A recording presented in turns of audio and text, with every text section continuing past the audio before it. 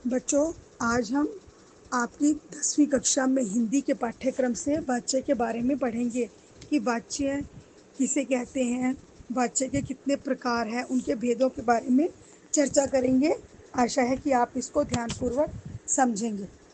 तो वाच्य की परिभाषा इस प्रकार है: क्रिया के जिस रूप से यह ज्ञात हो कि उसके लिंग तथा वचन का प्रयोग कर्ता, कर्म या भेद में से किसके अनुसार किया गया है, उसे वाच्य कहते हैं। जैसे बढ़ई मेज बना रहा है, ख है बढ़ई से मेज बनाई जा रही है, और ग है बढ़ई से सोया जाता है। इसी प्रकार दूसरा वाक्य है: रवि पतंग उड़ाता है, ख रवि से पतंग उड़ाई जाती है, ग रवि से खाना खाया जाता है। क्रिया के इस प्रकार के विभिन्न प्रयोगों को वाच्य कहा जाता है। तो बेटा, अब आपने वाच्य की परिभाषा पढ़ी है। अब हम करेंगे वाच्य के भेद कि वाच्य के कितने प्रकार के भेद होते हैं। हिंदी में 3 वाच्य होते हैं। पहला है कर्तृवाच्य, दूसरा कर्मवाच्य और तीसरा है भाववाच्य। तो अब हम पढ़ेंगे, चर्चा करेंगे कर्तृवाच्य के बारे में। जब क्रिया का रूप कर्ता के अनुसार होता है तो उसे कर्तृवाच्य कहते हैं। जैसे राम पुस्तक पढ़ता है, लड़की चित्र बनाती है। उपयुक्त वाक्यों की क्रियाएं पढ़ता है, बनाती है, कर्ता के लिंग तथा वचन के अनुसार प्रयोग की गई हैं, अतः यह कर्तृवाच्य की क्रियाएं हैं।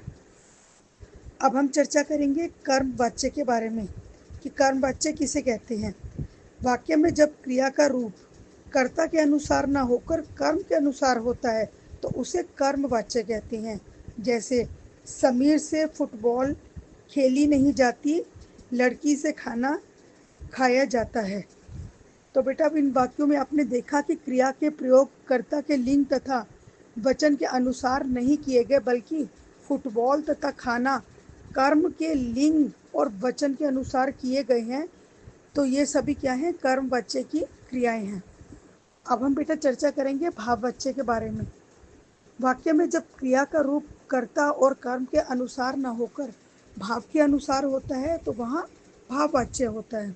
जैसे बच्चों से दौड़ा नहीं जाता, दादी माँ से उठा नहीं जाता। अब आपने देखा बेटा कि उपयुक्त क्रियाएं ना तो अपने कर्ता के अनुसार हैं और ना ही कर्म के अनुसार, इसलिए ये सभी भाववाच्य की क्रियाएं हैं। आशा करती हूँ कि आपको वाच्य की परिभाषा और वाच्य के भेद अच्छी तरह से समझ आ गए होंगे। इसी प्रकार से और अच्छी ज्ञानवर्धक वीडियो के लिए आप चैनल को लाइक और सब्सक्राइब करना ना भूलें। धन्यवाद।